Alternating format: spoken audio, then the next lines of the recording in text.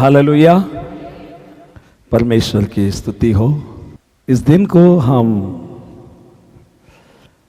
सब लोगों की तरह, मैं कहूँगा सब लोगों को बदलना है, मगर हम एक दूसरे को देख करके उस रीति का जीवन हम कोई भी ना जिए।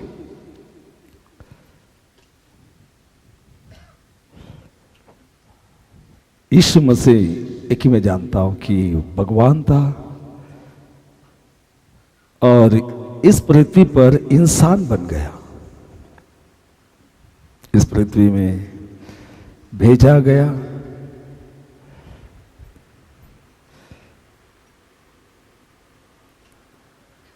ये घटना नष्ट होने वालों के लिए मूर्खता है,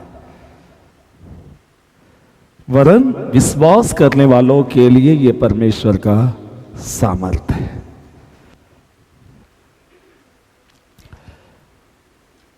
और यीशु मसीह पृथ्वी पर की चीजों को देने नहीं आया,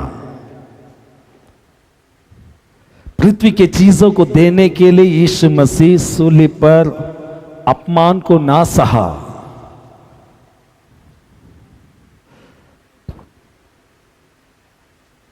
इसीलिए यीशु के पास हम सब इस पृथ्वी के चीजों के लिए ना आए।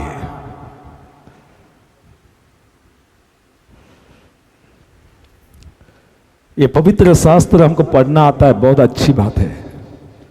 हमको बहुत सारे सच इस किताब के जरिए हमें प्राप्त होती है, मगर हम सभी को ये मालूमात हो, पाप हम सभी को अनंत काल के अग्नि ले जा रही थी, और यीशु मसीह का आना हम सभी को अनंत काल के अग्नि से लेकर अनंत काल के जीवन तक पहुंचाने, पिता का दिया गया उस प्लान को जानते हुए इस पृथ्वी पर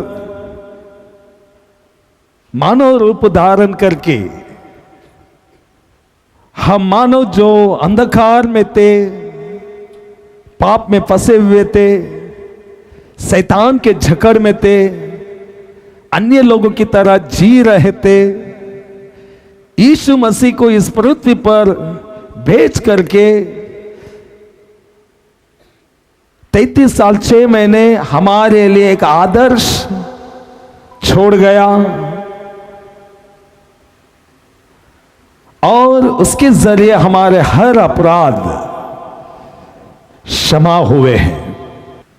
पिता का दिया गया उस प्रोग्राम को पूरा करने के लिए यीशु मसीह लज्जा की चिंता ना करते हुए क्रूस का दुख सहा, और आज पिता के दाहिने ओर जा बैठा है। हालेलुया। हमें छोड़ करके गया, ये बोल करके तुम इस जगत के ज्योति हो, मगर हम ज्योति कब बन पाए,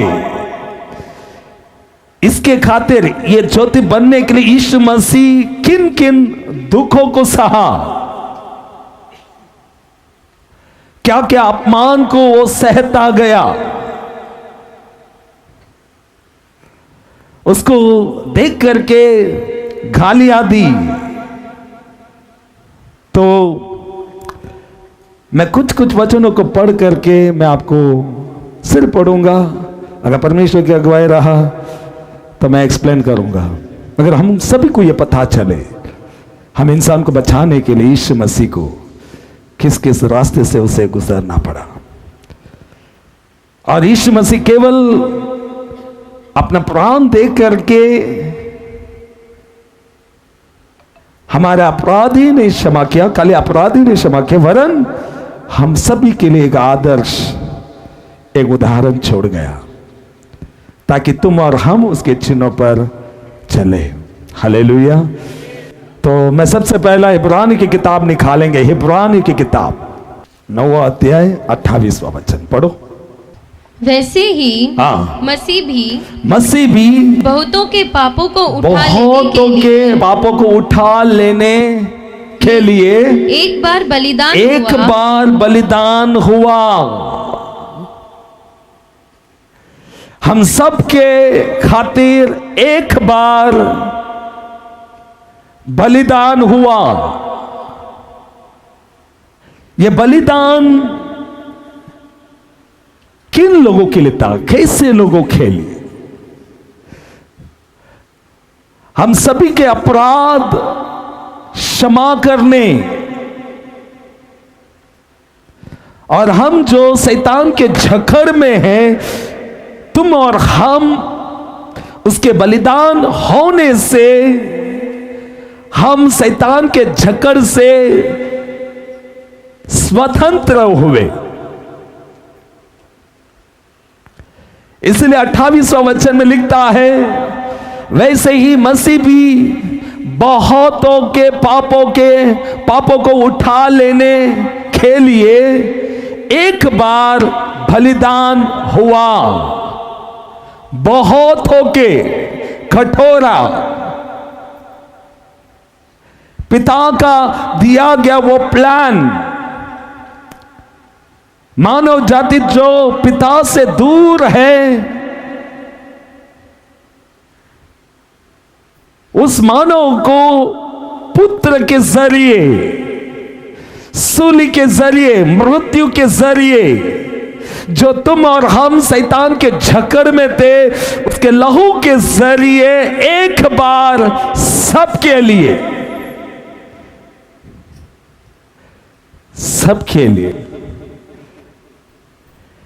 मैंने शुरुआत में बताया कैंसर को कैसा देखते हो। अगर देखो, कैंसर खाली यहां पर हमारा उम्र कम होती है, मगर पाप हमेशा के लिए अनंत काल का अग्नि पहुंचाती है। इसीलिए परमेश्वर पिता ने स्वयं अपना एकलौता पुत्र को भेजा। भेजने के कारण क्या है? पाप परमेश्वर के दृष्टि में बड़ा है।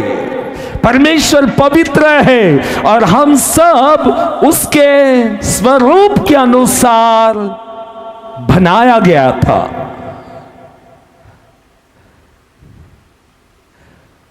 इसीलिए रोमी की किताब 8:29 में लिखता है, 29 निकालेंगे उधर, 8:29।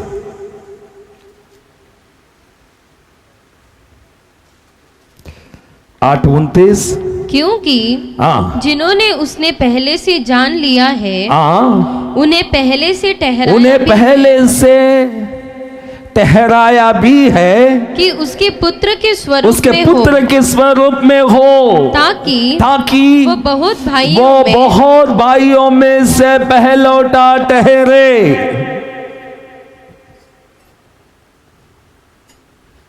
पुत्र के स्वरूप में हम सभी को बदलने के लिए इस पृथ्वी पर 33 साल 6 महीने पिता का भेजा गया उस संदेश को तुम तक, हम तक पहुंचा करके, और किए हुए हर एक पापों को उसने अपने ऊपर लिए हुए। और दूसरा कोरिन्थियों की किताब 21वें वचन के अनुसार, पाप क्या था यीशु को नहीं मालूम। पाप क्या है यीशु नहीं जानता। उसी को पिता ने पापी ठहराया, 21वां वचन। और हम सब विश्वास करने से, उसमें से होकर धार्मिकता को प्राप्त करें। आज इन दिनों में 2023 साल पहले हम सभी लोग धार्मिकता का वो वस्त्र को पाए हैं। शैतान इन्हीं बातों से डरता है। शैतान हमारे कोई और बातों से नहीं डरता। जब तुम पवित्रता की इच्छा करते हो, जो सूली पर मेरे यीशु मसीह जो प्राप्त करना चाहा मानव के लिए, जब तुम उसकी चाहत रखते हो और वो चाहत के साथ तुम प्रतिदिन जब परमेश्वर के चरणों में बैठते हो, बाइबल पढ़ते हो, शैतान आपके सामने कांपता है। शैतान के हर कार्य नष्ट होती है और वो प्रतिदिन तुमको और हमको पुत्र के स्वरूप में हम सभी को बदलता हुआ देखना चाहता है, ताकि हम सब भाइयों में पहलौटा कौन ठहरे? यीशु मसीह। हालेलुया। खास हर क्रिस्ती और सुनने वाले हर कोई ये समझते, यीशु मसीह ये किताब को संडे के दिन संदेश तैयार करने के लिए नहीं है। ये किताब आज बहुतों के लिए ये दिन इंपॉर्टेंट नहीं है। गया आना चाहिए, जैसे गया हो वैसा छूटना चाहिए।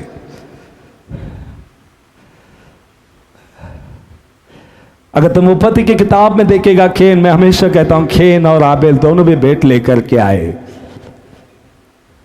मगर दोनों का भेंट परमेश्वर ने स्वीकार नहीं किया। उसमें से एक को इनकार किया और दूसरे का भेंट को स्वीकार किया। आप परमेश्वर के पास क्यों आना चाहते हो? आप बैठना क्यों चाहते हो? परमेश्वर बाहर ही से नहीं देखेगा आप कितना परमेश्वर के चरणों में बैठे हो, या कितना गीत गाते हो, कितना बाइबल पढ़ते हो, कितना प्रचार करते हो। ये बाइबल इसीलिए मत पढ़ो कि मैं किसी को बताऊं, नहीं। ये बाइबल बारंबार सबसे पहले इसीलिए पढ़ो कि मैं अपने चरित्र को बदल सकूं। पहला वो करो, नहीं तो शैतान आपको और हमको वंचित करता है, धोखे पे रखता है। हम प्रतिदिन पुत्र के स्वरूप में बदले और सब भाइयों में तुम और हम, सब भाइयों में वो यीशु मसीह श्रेष्ठ ठहरे और हम उसके छोटे भाई, छोटे भाई, छोटे भाई। क्यों तुम और हम इस पृथ्वी पर वो यीशु मसीह जो चाहा, उस चाहत के लिए तुम और हम क्या करते हैं? अपने शरीर के क्रियाओं को मारते रहना है। पहला कोरिन्थ की किताब निकालो, पहला कोरिन्थ की किताब 6वां अध्याय 20वां वचन 20। क्योंकि हाँ, दाम देकर मोल लिए गए हो। क्योंकि दाम देकर मोल लिए गए हो। 2023 साल पहले दाम देकर के मोल लिए गए हो। इसीलिए अपने देह के द्वारा, अपने देह के द्वारा, प्रतिदिन देह के द्वारा क्या करो? परमेश्वर की महिमा करो। आमीन। दाम देकर के मोल लिया है। मोल लेना आसान नहीं है। जिधर हमको सहना है सह लो। पहला पत्रुस के किताब, पहला पत्रुस के किताब, पहला पत्रुस के किताब 3 अध्याय 9वां वचन। बुराई के बदले बुराई मत करो। इसका मतलब बाइबल बोलता बुरा करने वाला रहेगा। ये दिन केवल यीशु मसीह सूली पर दुख सहा, तकलीफ सहा, वो केवल याद करने के लिए नहीं, वो याद के साथ साथ तुमको और हमको एक निर्णय लेना है। बुराई के बदले बुराई मत करो। कितने लोगों को समझ में आ रही है? ये दिन आपके जीवन में अगर ये महत्व ठहरना है, अगर ये दिन को आप ये दिन को अगर महत्व देते हो, सबसे पहला एक काम करो। तीसरा अध्याय 9वां वचन क्या बोलता है? पढ़ो फिर एक बार। बुराई के बदले बुराई मत करो, बुराई के बदले बुराई मत करो, और न गाली के बदले गाली दो, पर इसके विपरीत और उसके विपरीत आशीष ही दो, क्योंकि तुम आशीष के वारिस होने के लिए बुलाए गए हो। आमीन। बुराई के बदले क्या मत करो। अगर आप आशीष देखना चाहते हो जीवन भर, क्योंकि बाइबल बोलता है सीधे लोगों के संतान आशीषित रहेगा, धन संपत्ति उनके द्वार पर रहेगी, क्योंकि वे लोग सीधाई बुराई रास्ता नहीं चाहते हैं। क्योंकि पहला पत्र 2 अध्याय 20वां वचन 20, क्योंकि यदि तुमने अपराध करके घूसे खाए और धीरज धरा तो इसमें क्या बड़ाई की बात है। सब लोग समझ सकते हैं इसको। मैं इसके पहले मैं बहुत बार एक्सप्लेन कर चुका, खाली मैं पढ़ रहा हूं। आपको आज ये दिन को याद करते हुए तुमको और हमको क्या निर्णय लेकर के जाना है। आपको देखता कौन नहीं है? परमेश्वर देखता है। अगर आप आशीष पाना चाहते हो, आप आशीष के वंश के होना चाहते हो, कैरेक्टर को फॉलो करो। नहीं तो हम जीवन भर ये मनाते रहेंगे, गुड फ्राइडे मनाते रहेंगे, ईस्टर मनाते रहेंगे, मगर उसका परिणाम तुम और हमने कभी नहीं देखा। अगर आप परिणाम देखना चाहते हो, उसका प्रतिफल देखना चाहते हो, क्रूस के जरिए जो यीशु मसीह जो प्राप्त किया, वो अगर आप पाना चाहते हो आपके जीवन में देखना चाहते हो, ये बैलेंस में रहो। इसमें लिखता है क्योंकि यदि तुमने अपराध करके घूसे खाए और धीरज धरा, तुमने गलत काम किया, अपराध करके तुमने धीरज धरा, कोई तुमको कुछ गालियां दी और तुमने सह लिया, इसमें क्या बड़ाई? इसमें क्या बड़ाई की बात है? आगे। पर यदि भला काम करके दुख उठाते हो, ये बहुत जरूरी है ख्रिस्ती लोगों के लिए। यही करने के लिए यीशु मसीह इस पृथ्वी पर वो स्वयं तुम्हारे लिए हमारे लिए एक आदर्श छोड़ गया। पर यदि भला काम करके दुख उठाते हो और धीरज धरते हो, तो ये परमेश्वर को भाता है, अच्छा लगता है। सह लो, ब्लेसिंग है। जब तुम सहते हो, आप यीशु का कैरेक्टर को फॉलो करते हो और यीशु आपके साथ रहता है। इसलिए 3 अध्याय में 9वां वचन में बोलता है, बुराई के बदले में क्या लिखता? बुराई के बदले बुराई मत करो, और ना गाली के बदले गाली मत दो, पर इसके विपरीत आशीष ही दो, क्योंकि तुम आशीष के, अगर आप आशीष दोगे, आप इसी से पहचाना जाएगा कि आप यीशु मसीह के वंश के हो।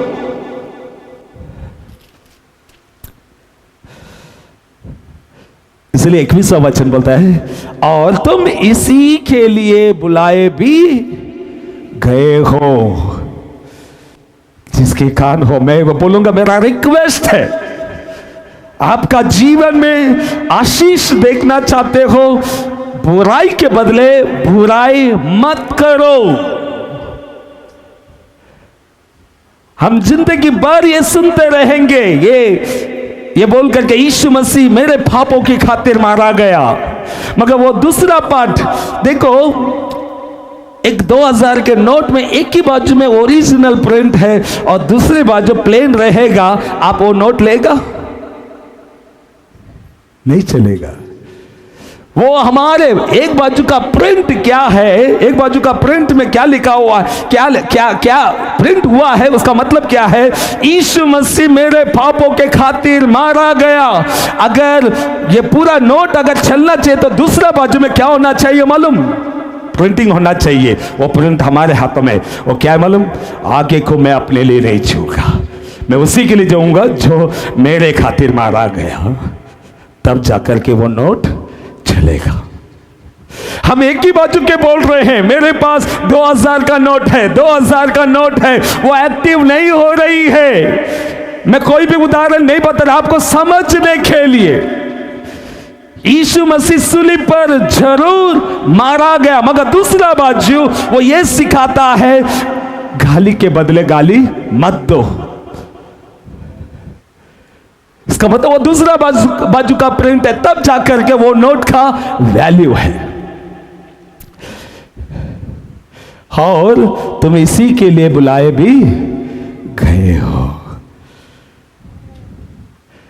उसके बाद पढ़ो क्या लिखता है, शांत पढ़ो 21 में, गए हो क्योंकि मसीह भी तुम्हारे लिए दुख उठाकर, 21 वचन 2:21, और तुम इसी के लिए बुलाए भी गए हो क्योंकि मसीह भी तुम्हारे लिए दुख उठाकर, सुनो, हमारे लिए इन दिनों में दुख उठाकर तुम्हें एक आदर्श दे गया है। खाली ये बोलने के लिए कि यीशु मसीह माझ्यासाठी मेला आणि मला क्षमा केलं, फक्त एवढं सांगायला साठी नाही, खाली ये बोलने के लिए नहीं कि यीशु मसीह मेरे पापों को क्षमा किया, उतना ही नहीं। उधर लिखता है क्योंकि मसीह भी तुम्हारे लिए दुख उठाकर, मेरे लिए दुख उठाया, आपके लिए दुख उठाया, तुम्हें एक आदर्श दे गया कि तुम भी औरों के अपराधों को भी क्या करे, क्षमा करे, औरों से क्या करे, प्रेम रखे। वो हमारे लिए एक आदर्श छोड़ गया।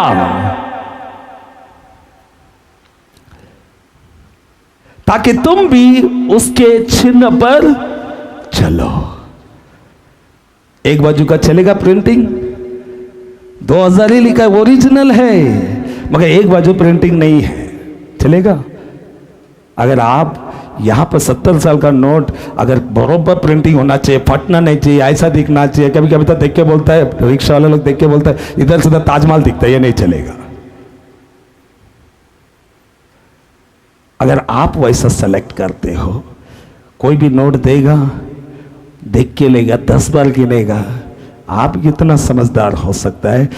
यीशु मसीह जो करना था उसने एक बाजू प्रिंट कर दिया, अभी दूसरे बाजू का प्रिंट करने के लिए तैयार कौन होना चाहिए? हमारा। और वो क्या है? हमारे लिए यीशु मसीह एक आदर्श छोड़ गया ताकि तुम और हम उसके चिन्ह पर चले। उसके बाद देखो, ना तो उसने क्या लिखता है 22 में, न तो उसने पाप किया और न उसके मुंह से, देखो उस चिन्ह पर चलना है और हमको याद दिला रहा है, ना तो उसने पाप किया, हमको पाप नहीं करना है, और न उसके मुंह से छल की कोई बात निकली। हमारे मुंह से भी कोई भी प्रकार की छल की बातें नहीं निकलना चाहिए, चाहे सामने वाला गलत भी हो, हमारा मुंह से गलत निकलना मतलब वो भी शैतान, आप भी शैतान हो। गलत को गलत बोलना है तो यीशु मसीह सूली पर चढ़ना ही नहीं चाहिए था। उसके ऊपर कोई उसके अंदर कोई भी प्रकार का पाप नहीं दिखाई दिया। लोगों ने पाप किया, लोगों ने उसको गालियां दी, मगर वो सब कुछ सहता गया। आप ब्लेसिंग देखना चाहते हो, आशीष को देखना चाहते हो, क्रूस पर जो इन दिनों में 2023 साल पहले जो यीशु मसीह मेरे खातिर, आपके खातिर, जगत में रहने वाला हर मानव के खातिर जो कार्य क्रूस पर उसने पाया, वो अगर आप अनुभव करना चाहते हो, मेरी बात सुनो। अगर मैं जो अनुभव किया मैं वो बता रहा हूं, आप अगर वो आपके जीवन में लागू होना चाहिए, आपका बड़ा से बड़ा पाप वो क्षमा होना चाहिए। आप अगर चाहते हो ये सब जो सूली पर मेरा यीशु मसीह जो प्राप्त किया वो मैं प्राप्त करूं, तो दूसरे बाजू का प्रिंट आपको और हमको करना है। और वो कैसे मालूम? गाली के बदले गाली नहीं देना है, धमकी के बदले धमकी नहीं देना है। 22वां वचन में वही बोलता है, ना तो उसने पाप किया, हमको पाप नफरत करना है, पाप नहीं करना है। हमारे होठों से किसी भी तरह का छल की बातें नहीं निकलना चाहिए। उसके बाद लिखता है, और ना उसने उसके मुंह से छल की कोई बातें निकली, उसके मुंह से किसी भी प्रकार की छल की बातें ना निकली। तुमको और हमको क्या करना, उसी तरह का पैटर्न को फॉलो करना, वही है प्रिंट, तब जाकर के आपका नोट चलेगा। नहीं तो आप जीवन भर आप यही बोलते रहोगे कि यीशु मसीह मेरे पापों के खातिर इस पृथ्वी पर आया, हम ये बोलते रहेंगे, मगर दूसरा बाजू का प्रिंट आज तक नहीं हुआ। वो तब होता है जब तुम ये कहते हो कि मैं आगे को, मैं यीशु मसीह जो पैटर्न छोड़ गया, मैं उस पैटर्न के अनुसार चलना चाहता हूं। ये ना सिर्फ चर्च में नहीं होता है, घर में भी होता है, मोहल्ले में होता है, ऑफिस में होता है, हम जिधर रहते हैं वहां पर होता है। आप अगर वैसा नहीं चलोगे तो ये दिन आपके लिए सिर्फ ट्रेडिशनल की तरह होगा। ये दिन में जो यीशु मसीह प्राप्त किया वो अगर आपके जीवन में लागू हो, अगर आप चाहते हो, तो दूसरा बाजू का प्रिंट होना चाहिए। और वही ये है, यीशु मसीह आगे का प्रिंट क्या था, वो मेरे लिए, मेरे पापों की खातिर मेरे अपमान को सहता हुआ मेरे लिए एक नया जीवन दिया। वो एक बाजू था। और दूसरा बाजू, वो नोट तभी चलेगा जब तुम और हम ये कहते हो, मैं आगे को अपने लिए नहीं जीऊंगा, यीशु के लिए जीऊंगा, जिसने मेरे खातिर सूली पर चढ़ा और तीसरे दिन जी उठा। ये लोग धन्य है। उसके बाद 23वां वचन पढ़ो। वो गाली सुनकर गाली नहीं देता था और दुख उठाकर किसी को भी धमकी नहीं देता था। ये दिन आपके लिए महत्व होना है। इस दिन को आपके लिए आशीष का कारण होना चाहते हो, देखना चाहते हो, आपके लिए आशीष का कारण हो, ये देखना चाहते हो। 23वां वचन बोलता है, वो गाली सुनकर गाली नहीं देता था। गाली सुनकर गाली नहीं देता था, पर अपने आप को सच्चे न्याय के हाथ में सौंपता था। जिसने तुमको और हमको भेजा है, अपने आप को उसके पास सौंपो। ये हो सकता है हम ये ऐसी सी बातों को सुनना नहीं पसंद करेंगे, मगर ये सच है। मैं केवल बोलूं कोई पास्टर आकर के प्रार्थना करेगा या मैं आके प्रार्थना करेगा तो ठीक हो जाएगा, नहीं, मेरे को परमेश्वर ने बोला है जीवन भर राज्य के अंदर लेके जाने वाला उन बातों को प्रचार कर। अगर वो प्रचार करेगा, वही लोग इस जीवन में भी आशीषित रहेगा और आने वाला उस जीवन के लिए भी तैयार होते रहेंगे।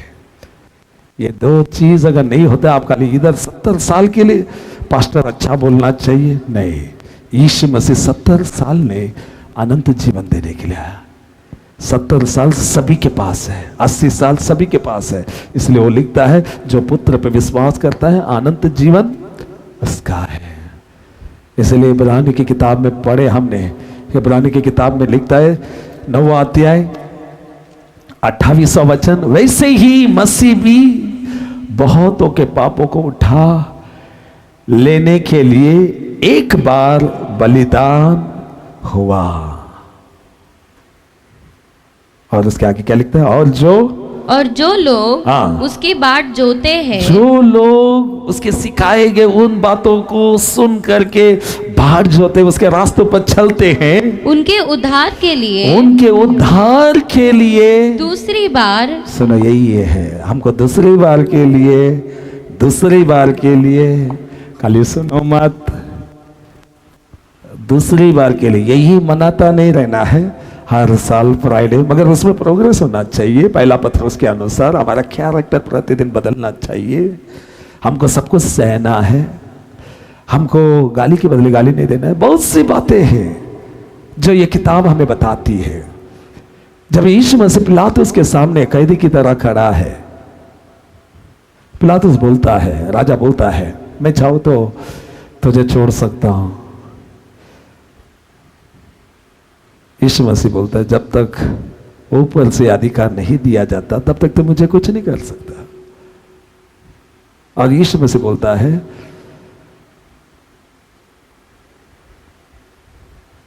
ध्यान दो, यीशु मसीह कहता है मेरा राज्य इस संसार का नहीं। अगर ये होता, ये राज्य मेरा है, अगर ये होता तो मेरे चेले मेरे खातिर लड़ते और मुझे बचाते। और यीशु बोलता है मेरा राज्य इस संसार का है ही नहीं। जो लोग यहाँ पर झगड़ा करते हैं, यहाँ के चीजों के लिए वाद विवाद करते हैं, अपने आप को बड़ा करता है। यीशु मसीह से कोई बड़ा है इधर? यीशु मसीह बड़ाई नहीं किया। यीशु मसीह झगड़े के बदले झगड़ा नहीं किया, गाली के बदले गाली नहीं दिया। अभी हम गाली के बदले अगर गाली देते तो इसका मतलब हम बैठे हुए सभी लोग यीशु से भी कुछ है। अरे कुछ नहीं है। मैं ये बोल रहा था, ये मैं मीन करता हूं, हम कुछ भी नहीं है, कुछ भी। हमारे पास तारीफ करने की या बड़ाई मारने के लिए कोई बात है ही नहीं। यीशु मसीह अपने आप को उतना छोटा कर दिया, लीन बनाया। यीशु को जो अच्छा लगता है वो दूसरी बार जब वो आएगा, उधर लिखता है, और जो लोग उसकी बार जोते हैं उनकी उद्धार के लिए दूसरी बार बिना पाप उठाए हुए दिखाई देगा। दूसरी बार आते समय में वापस पाप क्षमा करेगा। जब भी परमेश्वर आ जाएगा, परमेश्वर विमृत कदम बोलेगा मला पाप क्षमा करना, ऐसा चलेगा? किसी का भी नहीं चलेगा। अभी मौका है। मतलब एक बार मैंने बोला ना, कैंसर से बढ़कर पाप है। कैंसर आएगा तो चलेगा, मगर पाप में कोई नहीं मर जाना चाहिए। कैंसर में मरेगा चलेगा, पाप में कोई भी। कितने लोगों को समझ में आ रहा है? कैंसर चलेगी, पाप नहीं चलेगी। क्यों? नरक ले जाएगा, अनंत काल का अग्नि। यहाँ पर पता नहीं चलेगा। कितने लोग गए रहेगा ना, वो उधर से ना जरूर सोचता रहेगा मैं अपने घर वाले को जाके रख के बोलो, मगर रिटर्न टिकट बिल्कुल नहीं है, बिल्कुल नहीं है। मजाक में मत लो, सीरियस लो। अगर यीशु अगर ये सब बातें को सिखा कर, बहुत सी बातें हैं जो यीशु मसीह तुमको और हमको सिखा करके गया। देखो वो भी है। देखो तीसरा अध्याय में देखो, पहला पत्र, उसके बाद हम जाएंगे 7 शब्दों में। तीसरा अध्याय,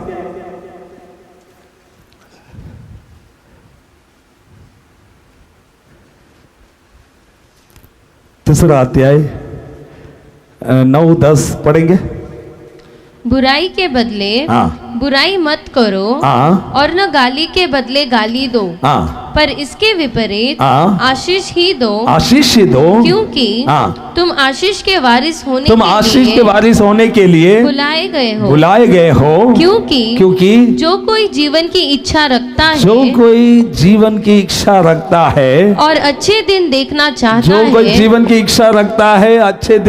चाहता है, वह अपनी जीभ को बुराई से और अपने होठों को छल की बातें करने से रोके रहे। कोलोसे की किताब पहला अध्याय 12 वचन से लेकर 15 वचन तक जल्दी पढ़ो। और पिता का धन्यवाद करते रहो, जिसने हमें इस योग्य बनाया कि ज्योति में पवित्र लोगों के साथ मिरास में सहभागी हो। उसी ने हमें अंधकार के वश से छुड़ाकर, आज हमारे साथ आज क्या हुआ देखो, उसी ने हमें अंधकार के वश से छुड़ाकर अपने प्रिय पुत्र के राज्य में प्रवेश करवाया। 14 वचन, जिसमें हमें छुटकारा, हमें क्या मिली है? छुटकारा, अर्थात पापों की क्षमा प्राप्त होती है। आमीन, हालेलुया। तो ये वचन इंपॉर्टेंट है, क्योंकि जब 15 वचन बोलता है, 15 वचन पढ़ो, नहीं 14 वचन, जिसमें हमें छुटकारा अर्थात पापों की क्षमा प्राप्त होती है। हालेलुया। उसके बाद तीसरा अध्याय 12 से लेकर 14 वचन तक। इसीलिए परमेश्वर के चुने हुए के समान जो पवित्र और प्रिय है, बड़ी करुणा और भलाई और दीनता और नम्रता और सहनशीलता धारण करो। उसके बाद 13 और यदि किसी को किसी पर दोष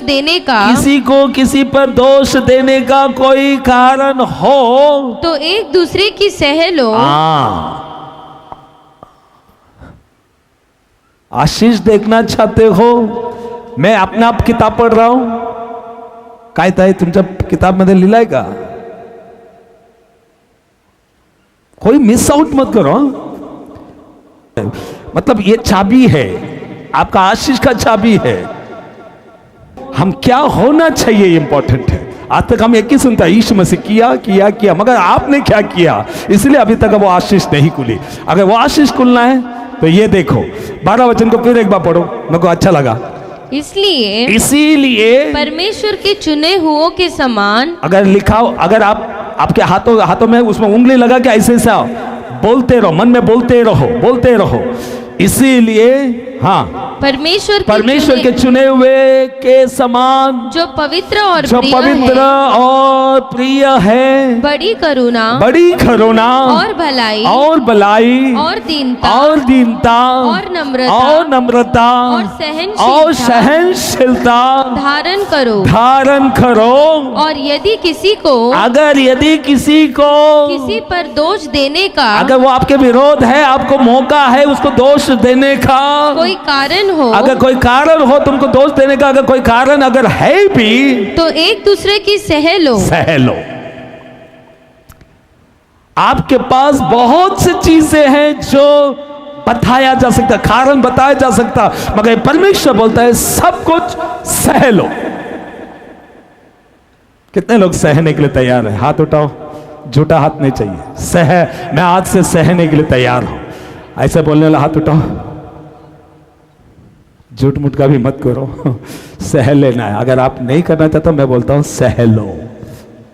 इसे भलाई है, आपका फायदा है। चाबी खुल जाएगी, डायबिटीज निकल जाएगा, ब्लड प्रेशर चला जाएगी, जो भी है यीशु के नाम से निकल जाएगा। मेरा वायदा नहीं कर रहा हूं, यीशु निकालेगा। मेरा नहीं, यीशु मसीह का वायदा है। उनके अंदर से मैं निकाल दूंगा जड़ से। हालेलुया। अरे मेरे को तो बीमारी नहीं है, बीमारी आने को टाइम नहीं लगेगा। हालेलुया। वो आपको बनाना चाहिए कि आप बनना चाहते हो? आप बनना चाहते हो या परमेश्वर आपको तोड़ के बनाए? हम अपना मर्जी से नहीं जी सकते। इधर अच्छा से लिखता है, उधर क्या लिखता है? 13 वचन में पढ़ो क्या लिखता है। और यदि किसी को, ये बात याद रखो, यदि किसी को किसी पर दोष देने का कोई कारण भी हो तो एक दूसरे की सह लो और एक दूसरे के अपराध क्षमा करो। जैसे प्रभु ने तुम्हारे अपराध क्षमा किए वैसे ही तुम भी करो। 14 वचन 14। इन सब के ऊपर प्रेम को जो सिद्धता का कटिबंधन है, बांध लो। प्रेम है ना, सब कंट्रोल करेगा। हालेलुया। यीशु मसीह हमसे प्रेम किया, इसीलिए सब कुछ सह लिया। हालेलुया। तो ये सब बातें हैं जो आज तुमको ये पढ़ करके हमको नेक्स्ट डे में कदम रखना है। तब संडे आप जी उठा हुआ के समान हम परमेश्वर के सामने दिखाई देंगे। हालेलुया। जी उठा हुआ जैसा होना चाहिए कि नहीं? ये पृथ्वी में हम जी सकते हैं, हमें किसी की डरने की आवश्यकता नहीं। अगर सच्चाई है, किसी से डरने की आवश्यकता नहीं है। सच्चाई के रास्ते पर चलो। काय ताई आणखीन एक गीत गाऊगा? तुमच्यासाठी फक्त. नाही नाही नाही, तुमच्यासाठी नाही. तुम्ही तर आई आहे. ताई इकडे बसला, एक ताई. ती ताई मला बघितलं, आलस काढती.